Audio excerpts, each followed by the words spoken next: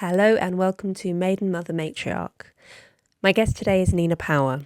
She's a writer, a philosopher, a senior editor and columnist at Compact magazine, and the author most recently of a new book, What Do Men Want? Masculinity and Its Discontents, which was published in 2022 in hardback and will be published in June 2023 in paperback. We spoke about masculinity, obviously. We spoke about Andrew Tate, pickup artistry, and why there seems to be such an appetite for masculinity influences in the internet age. We spoke about the way in which gender has been made into a consumer item and why straight women seem to be so interested in reading about gay sexuality and romantic fiction about gay men.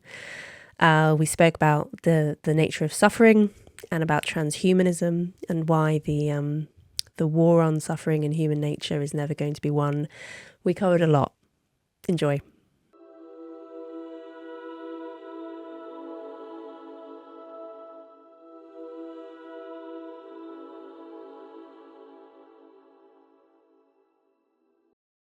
Which do you think is the best critique that you've had of the book? The best challenge to it? Yeah, I suppose one of the critiques which I sort of knew I would get, I suppose, was actually you are not bleak enough about men. And I got that from Yep. both men and from women. What like type of men? What politically, demographically? Which men wanted you to be harder on men as such? I mean, a lot of my male friends did, actually. You know, they were like, it's much darker than you say. But part of the point of the book was it was strategically optimistic in the sense that it's also kind of aspirational. No, it's almost like a kind of trick. I was like, well, right, if men read this book and think, oh my gosh, this, a woman thinks that men are capable of being good, and in fact they are good, then this is actually something to live up to, like, well, we should be, like psych themselves into being virtuous. Exactly. So sort of like it's like the opposite of what do you call it, when you sort of do someone down and then they're like, well, I am this terrible person. like negging. No, not when a negging. Well, negging. Well, you'll know, of course, negging being a pickup artist strategy. Yes, I mean, so talk a bit about pickup artists, because that's a section of your book, isn't it? Sure. So I went back and looked at the kind of original pickup artists who were operating before the internet. So there's been these sort of different waves, to steal that phrase from feminism, waves of pickup artists. But the original ones were famously documented by Neil Strauss in his book called The Game, which I think is from the late 90s even. And this involved him sort of being mentored by some sort of sleazy guy, and it was all about sort of wearing accessories, wearing a hat, and then women will talk to you if you wear a hat. But a lot of it involved going to a bar and sort of trying it on with various women, often with sort of violent consequences. What or era is drinks this thrown. roughly? So I think it's from the late 90s, and they don't have access to any of the contemporary sort of things. Actually, yeah. So 2005 actually is a bit later, but it's a very sort of 90s book. I think it's probably he's doing it in early 2000s or something, and it's him sort of in LA, and it's very cheesy. It's a very funny book actually. It's very self-deprecating as well. But I think since then you've had lots of updates to the techniques, because obviously if women know that men are using particular lines or techniques like negging, so you say something negative and you say something positive and at the same time, and you kind of create this allure. Who is this dashing and interesting man who dares to say that my earrings don't suit my dress? He must be thrilling. I must find out more about him. It's very basic. So I think it got a lot more complicated. Yeah, we all know about it now, so.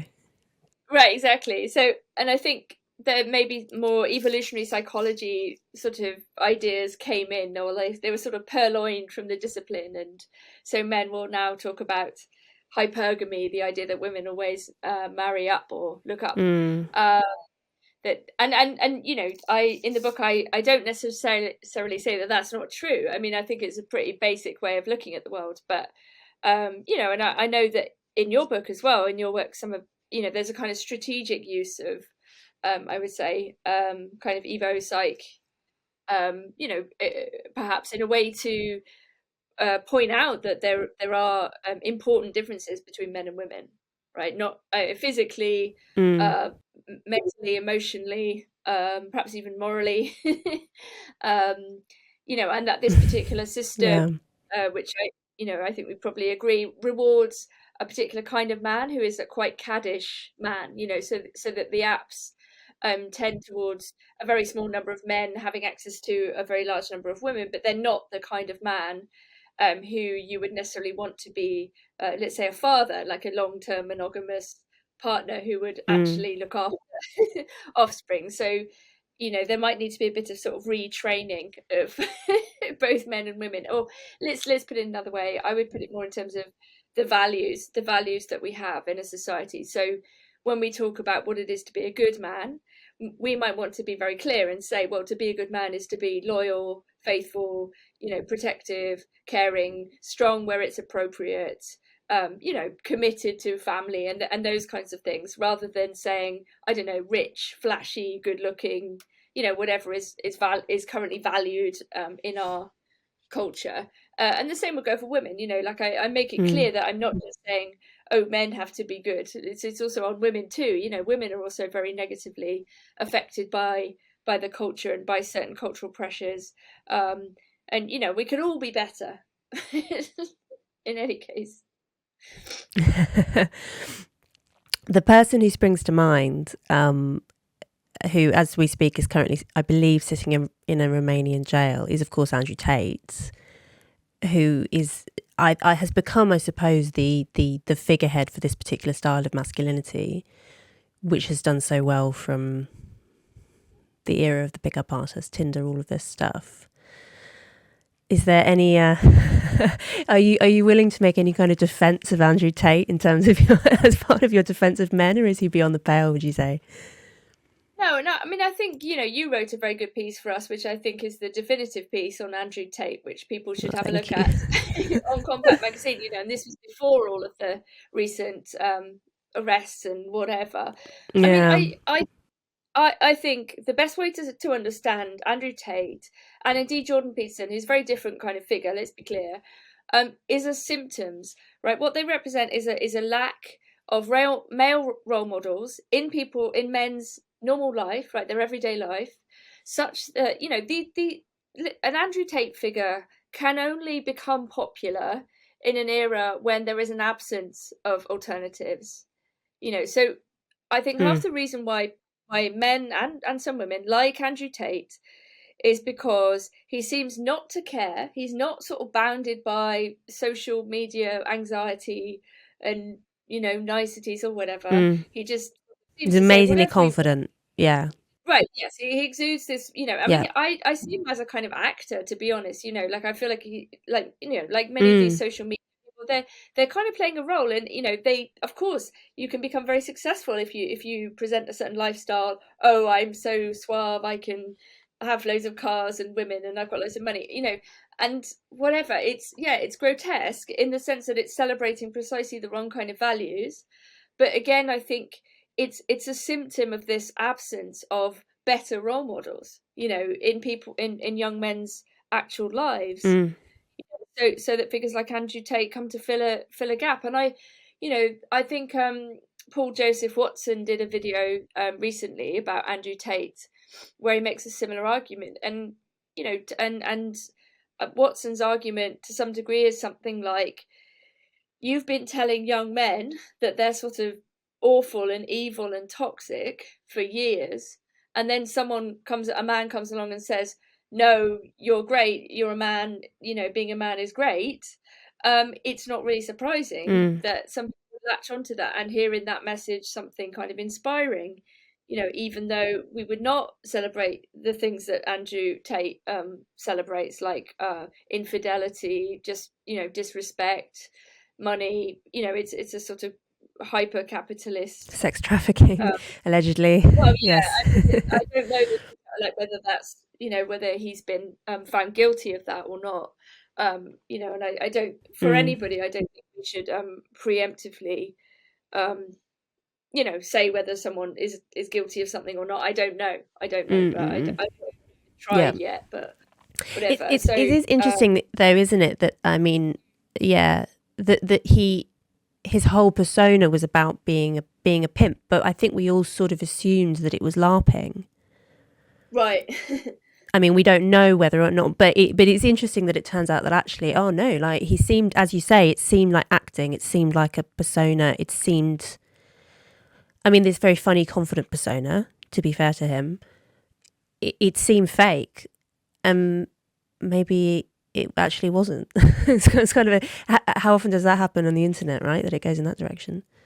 No, sure. And I think funny. There's something, very worrying for everybody, like, because it's very easy to form these parasocial attachments and think that we know somebody or that this person represents a good role model when, of course, you're seeing an incredibly artificial presentation of 5% of this person's life in which they are basically acting for an audience in order to get money. So, nobody should be having role models from the internet. Do you know what I mean? Not in a kind of serious way. I mean, we can all admire people, and we all follow different writers and speakers, and hopefully have a whole plurality of views. But yeah, I mean, I understand for young people, especially, like I say, into this void or this gap where there isn't these positive role models, or everyone is telling you that you're bad and you should feel awful, and that these people are going to appear like a real alternative.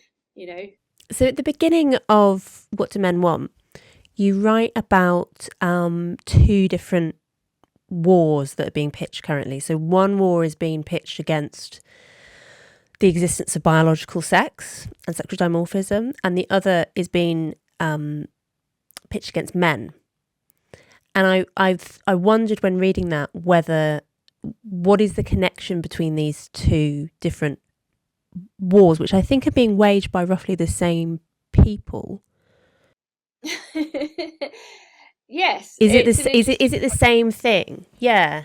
I think so. I think there is a connection. I think you're right. So I mean, let's clarify a little bit. So on the one hand, as people I'm sure are aware, there's a kind of ongoing conceptual, political, social, even personal battle over the meaning of the word sex and gender, and this is going all the way to questions of law, as we've seen in Parliament in Scotland, as to whether these words have, I suppose, a real content, and in the case of sex, let's say, an immutable aspect, right? So for the vast majority of human history, one way or another, we have understood there are two sexes and you can't change sex, and that there are men and there are women, and they are different in some ways. Men and women exist is your opening sentence. Yeah. My first, earth-shattering statement. The first line. But honestly, I wanted to keep that first line as it is, men and women exist, in its sort of stupid simplicity, precisely because even that claim has become contentious. You could say, oh, but aren't there other kinds of people other than men and women? What about non-binary people? Or is being male or being female some immutable essence? And if you talk about essences, aren't you reducing people to their biological capacity? I mean, of course you're not saying anything about what people can do have to do with it. You're not for a second saying that because you're a man you have to do X or Y, because you're a woman you have to do it. But I think it's manifestly clear that the kind of attempt to pretend that sexual difference doesn't matter in all situations is a mistake. It's not true. It does matter, very obviously, in quite a lot of situations. That doesn't mean that we shouldn't therefore treat men and women equally, but there might be some differences in that equality, and equality is a very complicated question as well. And I don't think all inequalities are bad. You can have positive inequality as well, and we can talk about, you know, difference being actually very beautiful. You know, in some contexts, being weak is beautiful, in some contexts being strong is beautiful. You know, these are opposites, but we don't tend to essentialize them, you know, all the time. So anyway, the discussion has become very stupid in the public discourse, and but also very irate and angry. And I do think that the broader trajectory of the kind of homogenizing the human, right? So kind of eliminating or pretending the differences between men and women don't work, don't exist, or don't matter, has a kind of economic basis, right? This is a long trajectory that goes through various permutations, but the Industrial Revolution, and I think certain kind of modernity. And I know we sort of mentioned Ivan Illich and the book on gender. That modern life and modern industrial life seeks to eliminate the difference between men and women, right, and creates a kind of homogenous human subject, right? And we can see this obviously in the way that, you know, employment, especially in a post-industrial country where most of the jobs are service jobs or knowledge economy, you don't need sexual difference, right? Could you just introduce Illich for anyone who's not heard of him? Because I think that he's such an important thinker on this precise issue. Yeah, sure. Yeah, so Ivan Illich was a great kind of subversive Catholic thinker who is sort of famous, I suppose, for his multi-pronged critique of institutions. So his most famous book is called Deschooling Society, and most of his major texts are from the sort of 70s. He's very important in the 1970s. He was very popular among a whole range of people. This is also very interesting. It's sort of, you know, everyone from kind of anarchists to actually kind of right-wing conservative and Christian thinkers, and lots of people in between, because he's very idiosyncratic. And I think when he looks at, for example, education or the health service or any of these big institutional entities, and he applies a kind of similar critique of institutions under the idea that the you know, the best becomes the worst, if you like. So institutions always set out with great intentions, right? Like, oh, we're about health, you know, we're about making people healthy. And through sort of process of institutionalization, they end up doing their opposite. So, you know, health systems end up creating patients who are sick in order to treat them, for example. Or schools, you might say, oh, it's about expanding people's minds and teaching them to think critically, but they end up being kind of like prisons for small people and indoctrination centers. So Illich writes this book in 1982 called Gender, which is very controversial at the time and basically sort of gets him very shouted at by lots of feminists in particular. But I think that it's worth revisiting at this point, actually, for many reasons. But one of the arguments he makes is that previously the differences between men and women played out in terms of their roles and even in terms of tool use, such that sexual difference wasn't even a topic of conversation, because it was so obvious in people's everyday life that it was just a kind of reality that was not discussed. And in a way, the moment it becomes a discursive object, that's when we kind of have a problem. And I think that's true. I think the moment that sexual difference as like comes into focus as something that can be questioned, that can be troubled, that can be subverted, you know, either by women or by men, and you know, we can talk about a very complicated relationship between some aspects of second wave feminism and the current situation we find ourselves in. You know, I don't think Judith Butler, for example, is a feminist. Controversially. Do you think she's read Illich? I don't think she has. No, I wouldn't have thought so. Illich is not somebody popularly read anymore in the academy. No, he wasn't on my reading lists when I was doing anthropology and women's studies. Not at all. Right, and it should have been, you know, and yeah, I think. But what we're in, you know, why are we in this era in which these things are up for grabs? You know, it's got to be economic. It's got to be partly technological. You know, and obviously Mary Harrington and you and others talk about the kind of, you know, the massive shift brought about by the pill and all of those sorts of things. You know, because the pill obviously takes people, cuts off the link between women's behaviour and the outcome, and in an unprecedented way, it makes them also more malleable as workers. They can be more oriented towards employment, and therefore a bit more like men. And so this kind of coming together, this proximity of men and women, I think, has created a crisis in the discussion and the feeling thereof. So either you get this situation where it's like, oh, you can be any of those, and they're just floating signifiers, and if you just say I'm one, then I am that. That's one possibility. The other of which is a kind of proximate resentment that resembles like a sibling relationship, and I think this is a lot of what's happening, that we're more like brother and sister, rather than in a different relation, of man and woman. And I think the culture has also infantilized everybody, as particularly younger people. And I mean this not to denigrate younger people, but to say completely the other way around. It's that the markers of adulthood, such as owning a home, being married, having children, the typical traditional markers of adulthood, having a secure job, are further and further out of reach for a larger number of people.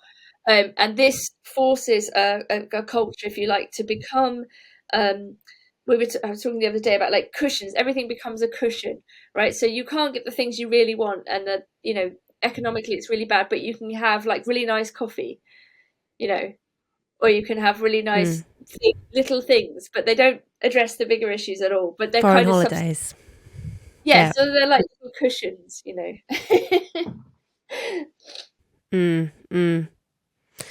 Yeah, a chapter in gender that is so beautiful, I think, actually, is the one where Illich is talking about various he uses sex to mean he kind of uses it the opposite way around to the way that, say, radical feminists use it, in that he uses gender to mean the more traditional system. Gender, Illich uses confusingly in the opposite way, or he uses it differently from everybody else, right? Yeah, so it takes a bit of getting used to when you're reading.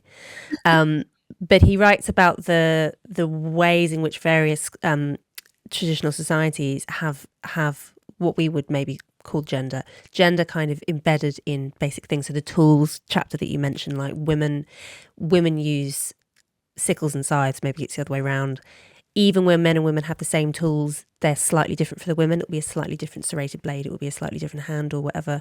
And men and women have distinct agricultural roles, so women will always be in charge of cows and men will always be in charge of sheep. And so the example he gives is if you're a local and you arrive in some village and you see women toiling in the fields, and you can tell from a distance, because obviously we can all tell from a distance the sex of human figures, you can tell from a distance that they're women, you'll know what time of year it is because you'll know exactly what they're harvesting or whatever. That baked in difference, which is largely gone. Well, I mean, there clearly are lots of ways in which men and women still live very different lives in some ways, but there's a real fight on to try and eliminate every last vestige of difference, of which, of course, the trans movement is probably the most radical expression.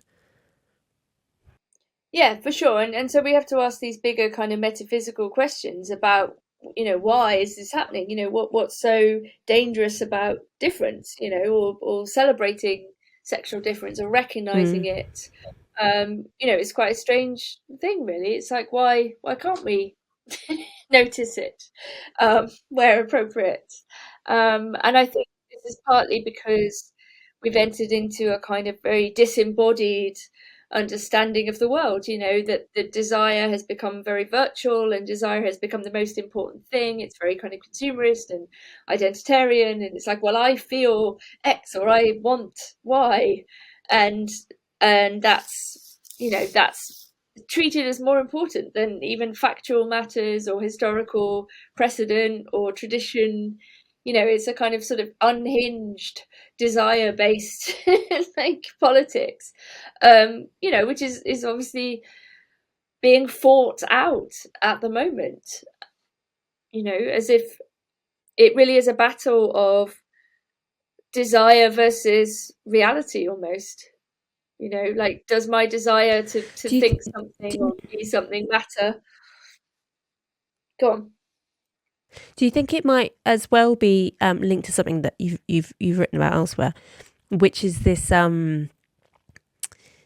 this sort of inability to accept in a modern liberal paradigm that suffering is part of life, that it is a necessary. We've spoken about feminine and masculine, yin and yang, but that suffering and joy are also sort of yin and yang. And it seems that all of this, so much of this political project is about trying to eliminate any last trace of sadness. Yeah, which is completely which futile, of course, because it's never going to happen. Well, I mean, it's even worse than futile. It actually generates more suffering. The desire to eliminate suffering creates more suffering. So it's, I mean, this is a very key aspect of Illich's work as a whole. But yes, I mean, I feel this very strongly. It's, we kind of live in an age, a utilitarian age, that seems to want to pretend that it can make everything safe and eliminate any kind of pain or suffering, and lots of bureaucracies are now kind of just dedicated to this idea that you can sort of preemptively stop people from feeling sad or upset or offended, so whether that's at universities or worse, that you can somehow indulge people's desires, even where those desires are delusional, dangerous, and conflict with other people's desires. Like, whose desire in an economy of desire, whose desire takes precedent, right? If you say, I want to come into your room, and I say, I don't want you to, like, those are both desires, right? But it ends up in this kind of battle of wills, or other reasons why some people's desires are treated as more significant. But I think suffering it's like, life is suffering. There is lots of pain, even when you are, like, I don't know, if you have enough money to live on or whatever, like, there are ways of mitigating the worst kinds of suffering. And I think most people would like there to be redistribution where appropriate economically, right? To say, we don't want to live in a world in which some people are really suffering unnecessarily, right? How do we, mitigate some harm, right? Because we do want to, if somebody needs an urgent operation, of course, right, we would mitigate harm in this way. But I think this safetyism, this culture of trying to preempt harm, is the problem, right? So reducing harm becomes not something you do in emergency or difficult situations, but rather the structure of an entire culture, where everyone's too afraid to do anything in case they hurt somebody else or do the wrong thing, and that's just terror. I mean, that's just like a kind of, sort of tyranny of softness. Yeah, that you don't write a great deal in the book about transgenderism. Are there other things that you might have said a year on now from writing the book and seeing how the movement has progressed? Yeah, I mean, actually, in the original draft, I had quite a lot of work about transmasculinity, and I didn't want to talk about men who think they're women. I wanted to talk about women. It is a book about men, so I wanted to talk about masculinity as seen from women who want to embrace it one way or another. So I read a lot of trans men's memoirs, and they were actually very interesting and very sympathetic, in all of the cases of the memoirs I read, and many of the women writing the books did not for a second say I was always a man, right? They would say things like, I grew up as a girl, I was treated as a girl, and in fact, partly in some cases, it was my treatment as female that made me want to be a man, because sometimes it was about an attempt to escape trauma where women had been sexually abused or had some violent encounter, whether they'd been harmed by a male family member or somebody like that, and that they wanted to escape womanhood because they felt that womanhood was associated with being vulnerable and being a victim, and they didn't want to be a victim, right? So this is some of the reasoning behind this kind of desire to transition. And it was often to blend in to, you know, and some women do pass, you know, testosterone is a very powerful drug, you know. So in some of the memoirs where people had been embraced in their trans, you know, where they, let's say they passed and there was no question that they were a man, they were treated as a man and they were you know, if you see what I mean. And one of the interesting observations in one of their memoirs was that as a man the writer felt that they were ignored, that actually their feelings counted for nothing. And I thought this is absolutely fascinating because, you know, on the one hand, you've got people screaming about patriarchy and male privilege and, you know, how men rule everything. And on the other, you've got a situation very unusual in human terms where someone gets to see what it's like to be the opposite sex. So people are really responding to them, you know, as a man. And this person said, well, I know what it's like to be both. And when I was a woman, my emotions were taken much more seriously. If I was upset, for example, at work, people would be worried about me. Whereas when I was a man, people just didn't care how I felt. I was ignored. I thought, wow, that's interesting. When I interviewed Ray Blanchard some years ago about he's the scientist who coined the term autogynephilia and who has who introduced the classification system for transsexualism, as it was then called, I think now 20, 30 years ago. Hugely controversial, of course, and largely rejected by trans activists. One of the questions I had for him was, is there a female counterpart to autogynephilia? Are there any women who are sexually motivated to transition because of a fantasy of being male? And he said no, not as such. It's not exactly the same thing, but that there are sometimes women who are very sort of captivated by the idea of being gay men and of having sex like gay men. So it's not an exact counterpart to autogynephilia, but it is a kind of sexualized interest in gay masculinity. And I found it's a really interesting idea. And I've since come across people who do seem to potentially be fitting that, or that's part of their motivation for transitioning, in terms of how they speak about their own desires and experiences. And it's interesting one because I kind of get it, and it's something that I've spoken to other female friends about this, straight female friends about this. This kind of, there's something about gay masculinity which to straight women who are so much more physically vulnerable in any sexual encounter and have so much more to fear from pregnancy and violence and all the rest of it. There's something like the fantasy of being, whether or not it's true fantasy, the imagined fantasy of being this kind of completely hedonistic, completely, you know, equally matched with the objects of your desire. It's a specific type of masculinity which I think a lot of straight women actually are really, really attracted to. Yes, I mean, let's be clear. I don't think all gay men behave like that, though. Either. I mean, you know, I know. No. It's a particular image, yeah. You know, and not seen and whatever, or are sexually faithful. But I think maybe what part of what is this motivation, and I can imagine that desire. And when I think about it, I think, oh, but isn't it because it's more like, you know, extreme male behavior without female influence is kind of is so unconstrained male sexuality is sort of at one end of the pole. And I mean, this is almost regardless of sexuality. So this is another way of thinking about sexuality, which isn't really to do with the modern way we define gay or straight, but rather, let's say at one end you have extreme female sexuality, which is sort of almost non-existent, like lesbian bed death, and at the other you have sort of completely unencumbered free male sexuality without constraint, let's say hypothetically without kind of social mores or norms.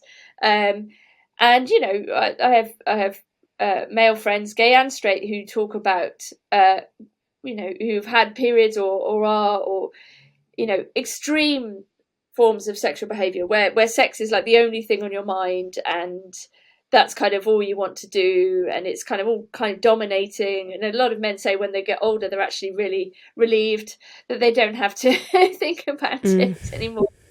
But I can see, yes, I mean, imagining, I suppose, a sexual persona or life in which you are not encumbered by worry or, you know, fidelity, or, you know, that you could just be this free expression of sexual desire or something like that. And I think quite a lot of those Japanese comics, for example, sort of marketed to teen girls. They're actually very sentimental, very romantic gay male stories. And perhaps there's something about this imaginative exercise, you know, thinking, oh, isn't it beautiful seeing two men sort of in this very hyper romantic, but it's almost like the kind of romanticism that is designed for teenage girls, which is like hyper sentimental. So you've got to sort of sexualize. There's a very funny South Park episode about this. And then a sort of romanticized gay idea. I mean, you know, I think what's interesting about straight women and gay men is that they both fancy men. Let's be clear, right? So this is actually something they have in common. And sometimes gay men are very rivalrous with straight women.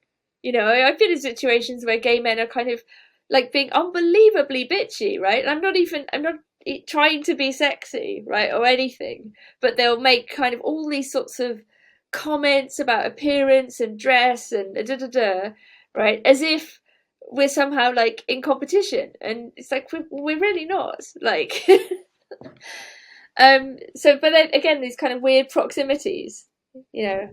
This idea of straight women being sort of besotted with the idea of gay male sexuality, and I think it's an idea that's attractive because of the way it's been packaged in a really consumerist way. So you mentioned the Japanese fiction intended for teenage girls / fiction for Western English speaking audiences is similar. There's this whole kind of it feels very consumerist to me. It feels as if it's something that 100, 200 years ago would never have even crossed the minds of adolescent girls to think that being a gay, I mean, it's just unthinkable for so many different reasons. And I feels like that's so much of what goes on with gender now, that we're constantly being presented with these different kind of fantasies and packaged up products presenting different gender options to us. Andrew Tate obviously being one of them, a completely different product from, you know, that must be warping particularly young minds, right, when thinking about their gender and sexual identities. Definitely. I mean, this kind of total abstraction, and also, you know, the invention of homosexuality as an identity is also fairly recent.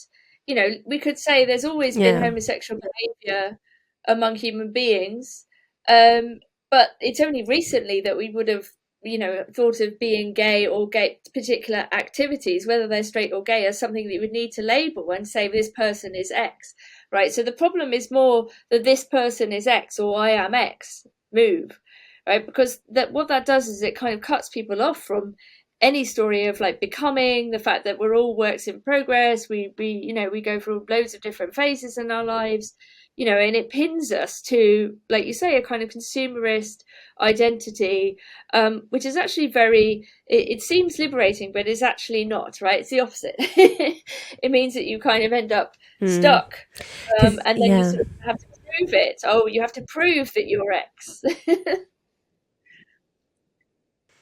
And also potentially just sort of petrified by choice, like being presented with all of these different.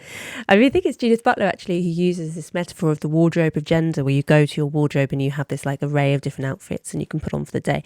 And to be fair to her, I think she's using it.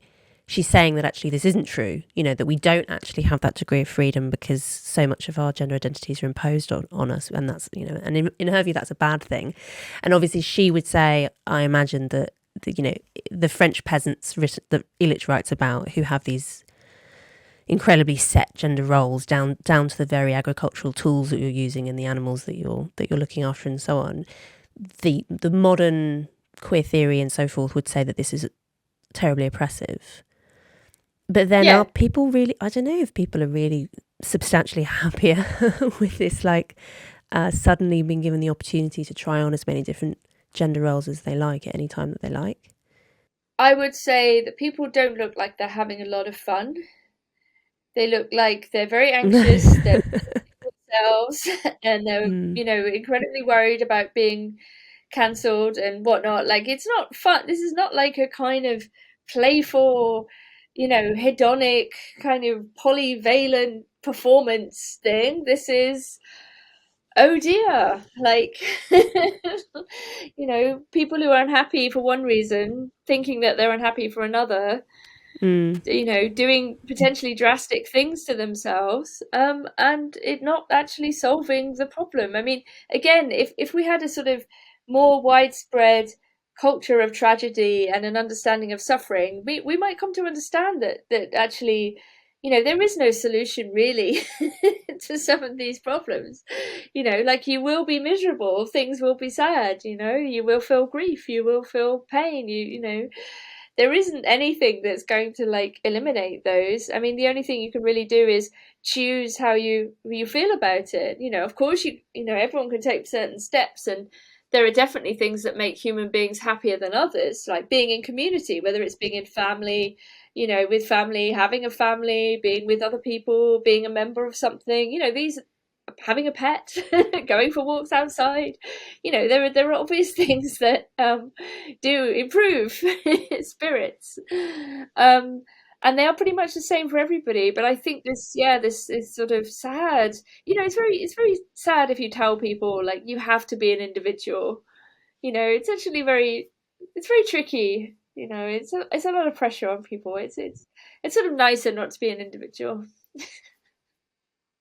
At least a modern yeah, individual. I mean, the things you just listed, all the things that reliably improve mood, they're all things that are basically what our Stone Age ancestors would have expected to do on a daily basis.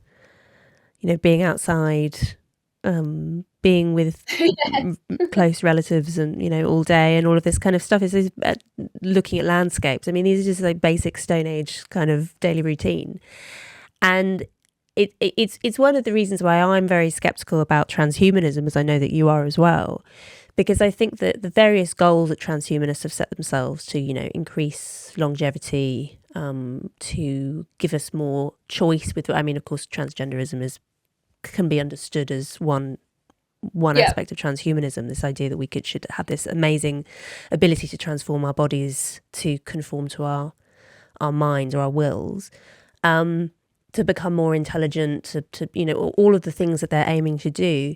I see no reason to think that just because we maximize all of those qualities that we'd actually become any happier, because we'd still have Stone Age brains, unless we're completely overhauling the whole system and then we're not humans anymore at all. No, no, I mean, I agree with you. I think it's very obvious that those are the things that make us happy. And for some reason, again, with this desire to sort of do something rather than nothing, we've created enormous amounts of complexity. Um, well, we didn't sort of need to, really. Like, we could have spent more time just sort of like looking at the stars, and we've sort of saved all this time, but for what? So that people can be more unhappy. It's it's it's bizarre, and I'm very obsessed with these like megaliths. I go to Avebury quite often, and if you can spend like 8 hours at Avebury and just sort of wander around the stones, and of course, it's great pleasure, it's great fun to think, what were our early ancestors? Can we even understand them? Can we understand the men and women who built Avebury and Stonehenge? And are they human in the way we were? It's endless, fascinating questions. But I did come to a sort of realization. I was like, well, I think they just liked hanging out with each other at the stones. That's what it was for.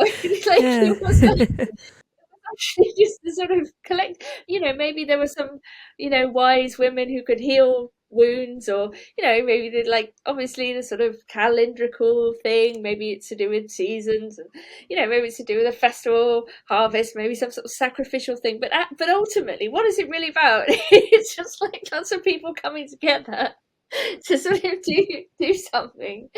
And here's how you mark the place. It's like, come to this place. Can I tell you something funny? I was in the British Library last week reading Gender, the Illich book, for the first time in full. I'd read bits and pieces, but I wanted to read it in full before I spoke to you. And I went to the loo part way, and so the British Library have actually done this thing where they changed the labels on the doors to the loo, so they now have it looks worse in the photos that were shared on Twitter, but there's one loo which basically has women and miscellaneous as the other one, because they have men and then they have miscellaneous, including Yeah, women. I think I saw the So they've done all photograph. this. Yeah, Yeah, yeah. it's not quite as bad as it looks, because they do elsewhere have a women only, but whatever. They've played funny buggers with the labels, and I went in and someone had written a Ted Kaczynski quote on the inside of the toilet door, and I thought, it occurred to me, I wonder what is there a relationship between Illich and Kaczynski in terms of, are you aware of there being a link between Kaczynski having read him, or because I it mean, seems yeah, like I've certainly the central idea is very similar. yes, I mean, like Illich does not condone terrorism. I mean, let's be clear, right? Like Kaczynski's actions, were murderous. So I mean, like there's one thing diagnosing a situation, and there's quite another recommending, particularly violent action as a consequence. But yes, I mean, let's also be clear. I think they're both very, very skeptical of modernity, of modern society. Kaczynski is much more brutal. He says we have to rip the plaster off now, otherwise we'll just keep coming back to this same point. We have to kind of totally end sort of modern industrial society, as it were. I mean, Illich is also religious, right? So Illich is coming from a religious perspective, which is very important. He's not, he's very critical of the church, because the church is also an institution, let's be clear, that has its problems. Like any institution can be corrupted. Um, you know, it, but Illich takes a lot from a religious sensibility, which includes emphasizing the importance of prayer, stillness, silence, acceptance, and all of these sorts of gestures and behaviors, which are often eliminated in the modern world, or they come back in some kind of horrible form, like, oh, you have a stressful job, well, why don't you go and do mandatory well-being, you know whatever, for half an hour, and then you'll feel better.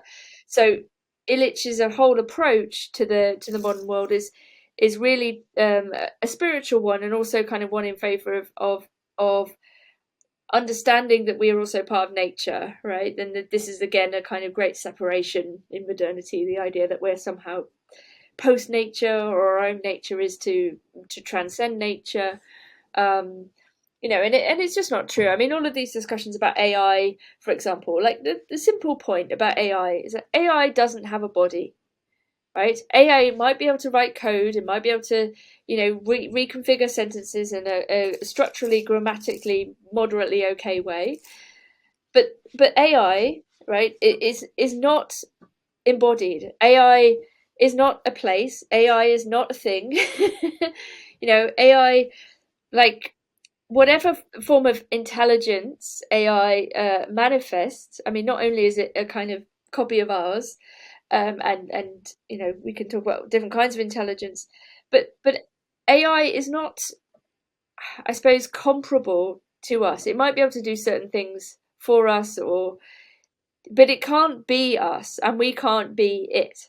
And it won't replace us, in the strict sense that we are not who we are without our bodies. And we don't have a human body, we have a male body or a female body, right? This is also one of Illich's great revelations. It seems very, very silly, obvious thing to say, but humanity is composed of two sexes, and you are one or the other. And that's actually really significant, and we forget that. Like, when we talk about the human, we maybe have a kind of abstract image of, maybe a sort of male-ish body, but like maybe a neutral body. But what is that? Like, there is no human body.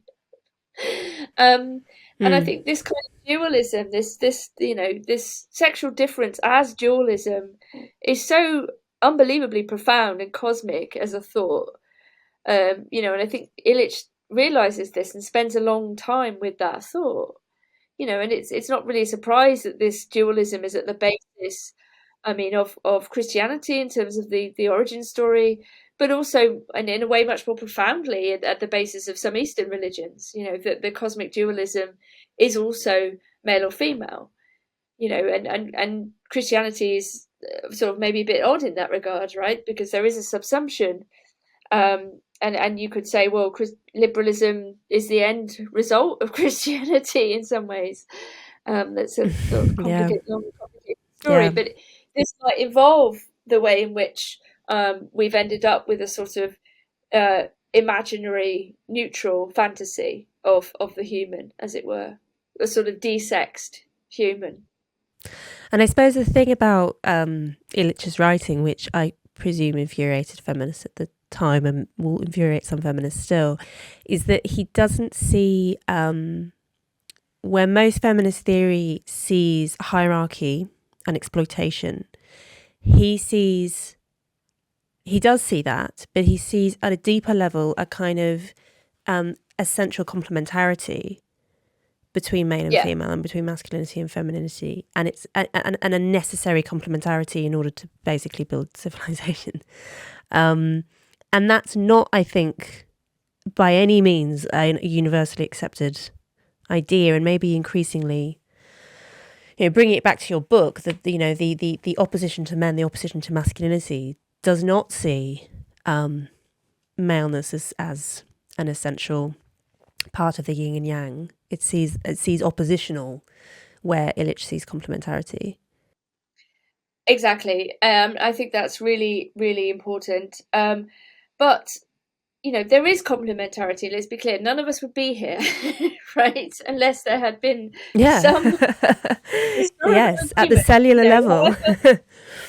However temporary, however fraught, that there would be some nice aspects to men and women hanging out, at least for a while.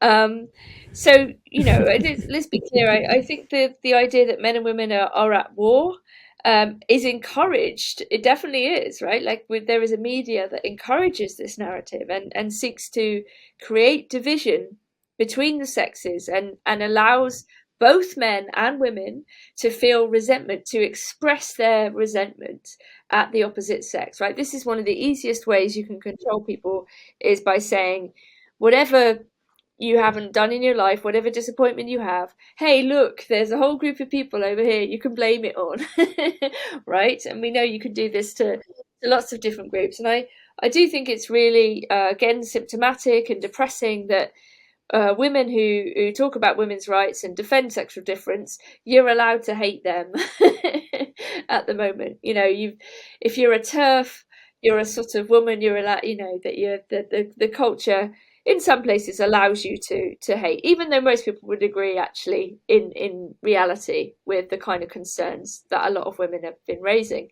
around, changes to same-sex spaces and so on, because actually when people think about it, they're like, oh yeah, no, that, like, let's talk about it at the very least, right? Most people are reasonable, but the discourse has been shifted in a sort of crazy way, and we've seen some very sort of horrible scenes lately of men, like in Parliament, screaming at women, intimidating them, in the most public of places, being very aggressive because some women refuse to agree with them, that women are presenting a different picture. And I think we're also coming up the limits of a sort of democracy, which is, again, predicated on the idea of a neutral human subject or voter or participant, because actually in reality, different people, and men and women, have different interests. Like, that's the truth. We don't always coincide. We have different interests because we have different bodies, and we have different concerns, therefore. And in a sort of system that seeks to flatten out all those differences and say, oh, you're either with us or against us, or you're part of the party or whatever, this becomes a problem. So women become a problem from the standpoint of a very flat democratic image.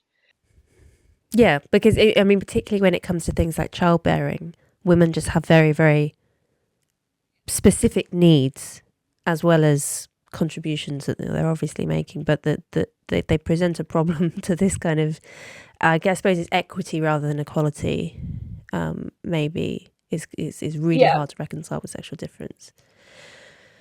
Thinking about though, just you mentioned this the parliamentary foray going on at the moment about as it endlessly about gender recognition stuff.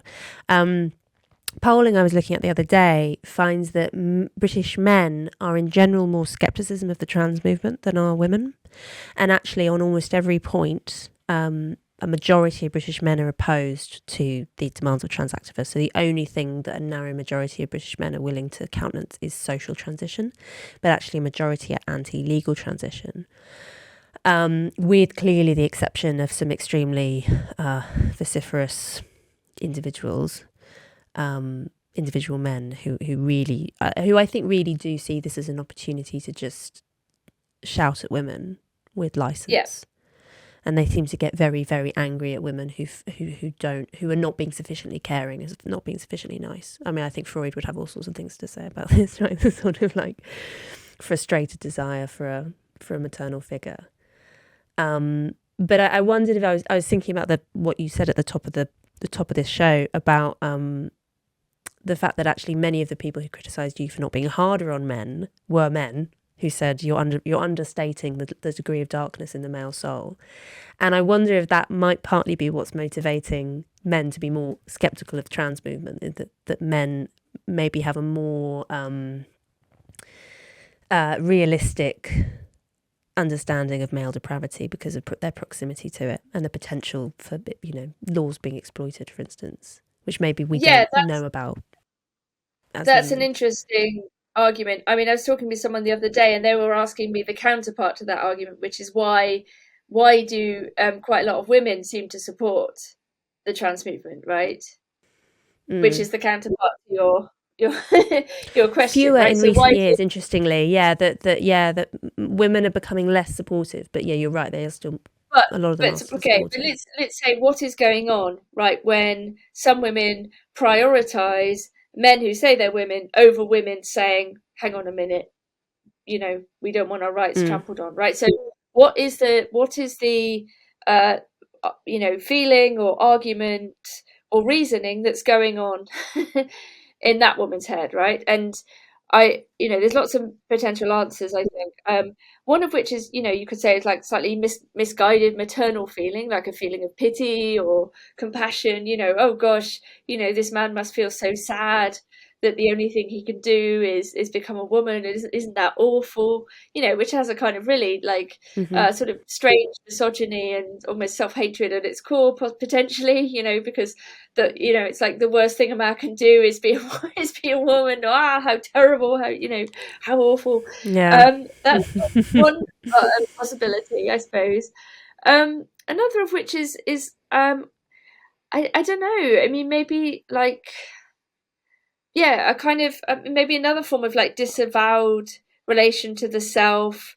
Maybe some female socialization is about like not putting yourself first and like caring about other people's feelings and someone says, oh, this is how I feel, okay, it's my job to sort of help and mediate. And I don't know, like socialization is a very complicated thing to talk about, but I don't know, I'd be curious what you think is being tapped into there, because it is true, like a lot of the trans activists are not trans but are female. I mean, some of the main people who go after me are women. There's one woman in particular who's kind of completely obsessive, and and she's, as far as I don't know her at all, but she seems to be maybe a divorcee, but like a heterosexual woman, so what's going on there?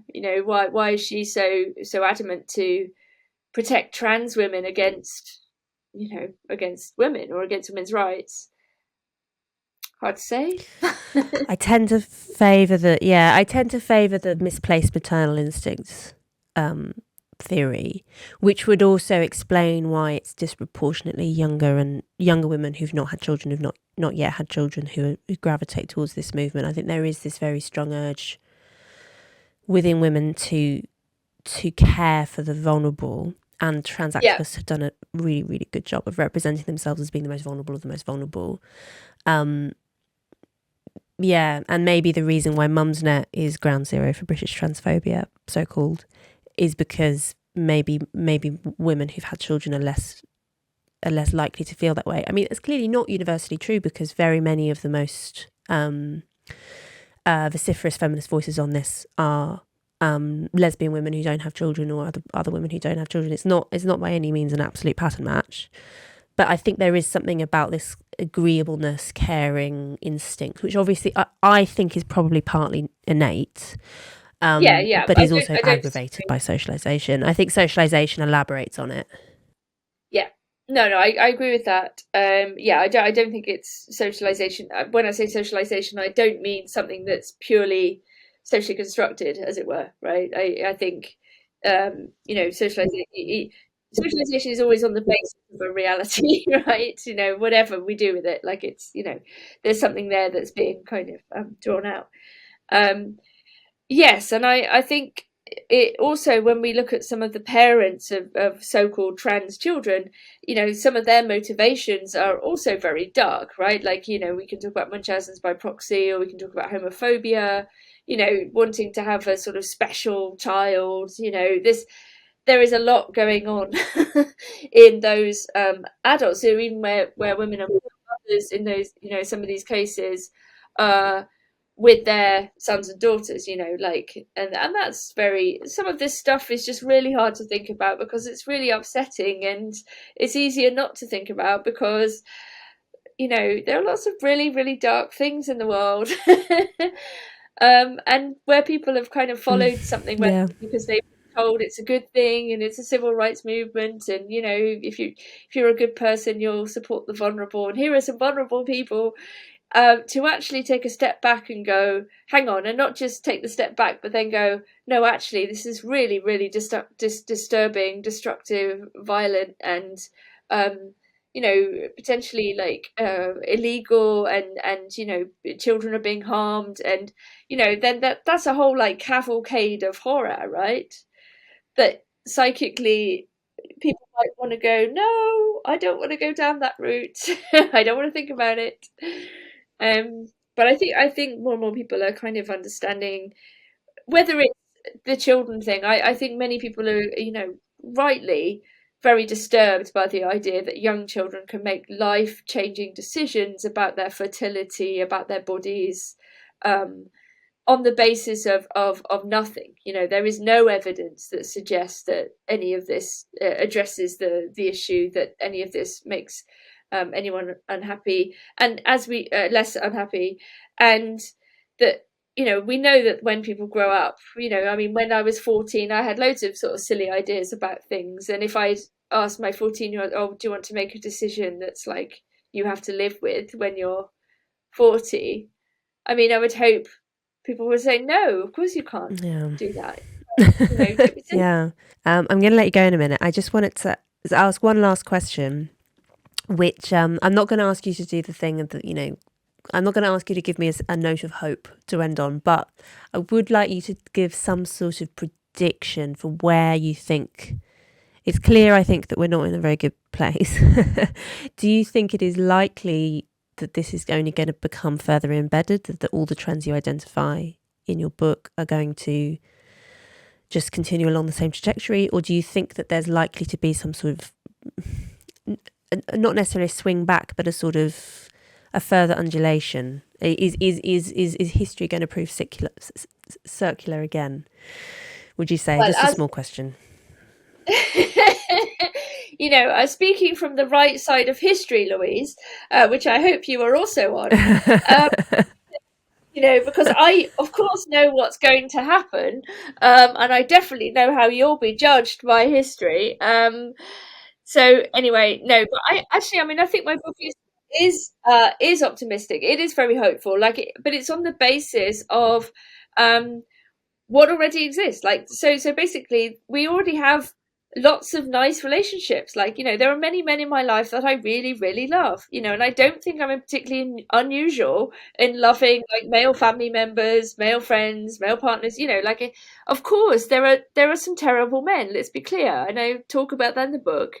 It's not some kind of attempt to whitewash male, capacity for violence and harm. We're all capable of harm as well. Let's be clear. Women also have very, ways of being unpleasant and manipulative and mean, and so on. But how to put it? So I say, look, we already have these great relations, and we shouldn't let the media and other things sort of tell us otherwise. These are abstractions. This idea of toxic masculinity, all men are X, blah blah blah. Right? We know that that's not true in practice, in the real world. Right? So we should be careful where people are trying to tell you a narrative, particularly where it's one which says, "Oh, and you're allowed to hate this group of people, and this will make you feel slightly better." Right? So when we're talking about the trans thing, I think we should also be like very clear that this is not about, because it's always positioned as if, oh, you hate group X, therefore we're allowed to hate you, right? Like this is a classic strategy as well, right? Not only the first move of you're allowed to hate group X because group X are incels or toxic men or, TERFs or whatever, right? Like, and we've seen this play out in history a million times. But there's a further move which says you're allowed to hate these people because they hate, it's like the meta hate move, like, so you're allowed to hate TERFs because they hate trans people. Because they're haters. Right? Yeah.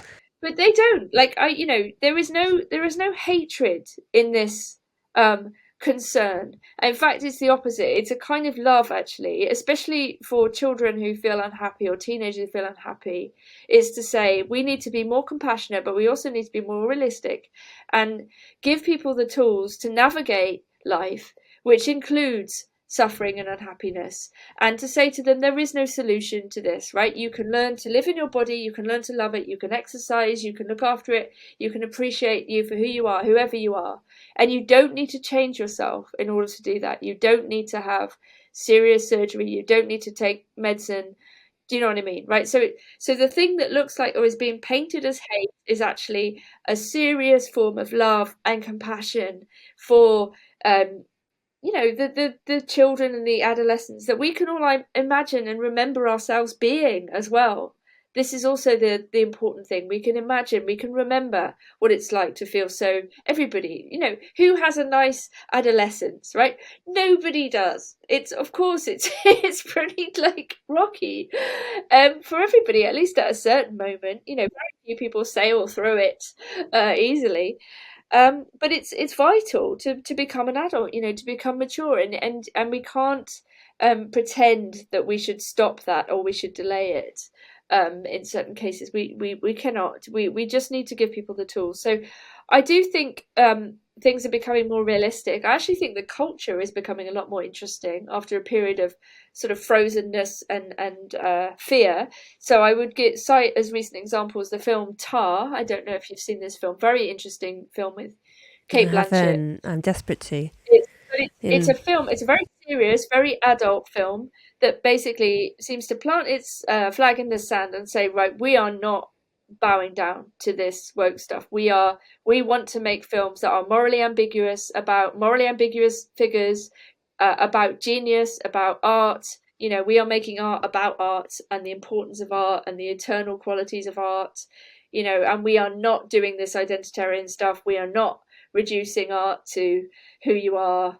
It's quite a powerful film.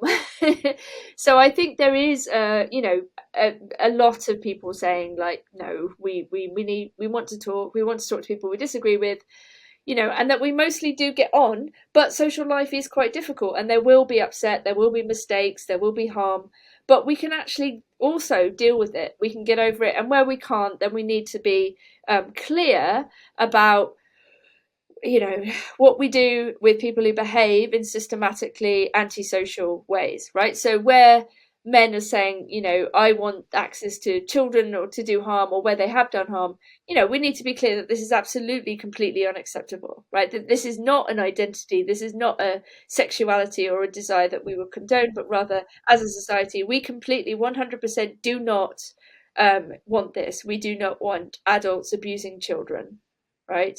So it's like, I think there is a kind of need for everybody to sort of grow up again somehow.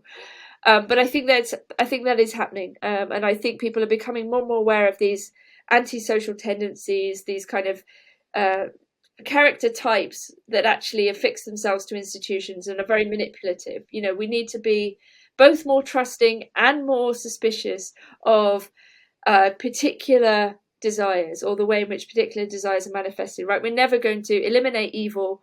We have to live with it, and we have to understand it in ourselves and in other people. And we have to kind of face it, I suppose. And this would include the people who think they're doing a good thing by, cancelling people and getting people fired. You are not doing a good thing. You are doing an evil thing. And you will have to realise it. All right. What a great note to end on. I didn't ask for hope, but you did give us a little bit of it. Where can viewers and listeners find more of your work? Where can they read you and listen to you further? Yes, so the main thing I'm doing is Compact Magazine, which is bringing together people with loads of different opinions, from right, left, religious, non-religious. It's a great place for me as somebody who's very committed to dialogue and disagreement and working out what the real issues are, and I'm very, very grateful to be working for such a magazine. So that's based in America, but it's online, so it's kind of available, and I'm an editor there at Compact Magazine. And yeah, I had this book out on men that we were talking about in February. The paperback is coming out in June this year, called What Do Men Want? And it was published by Penguin. And I have a silly Substack, which is just my name at Substack, where I write kind of random prose poems that don't bear any relationship to anything else. Nina Power, thank you so much.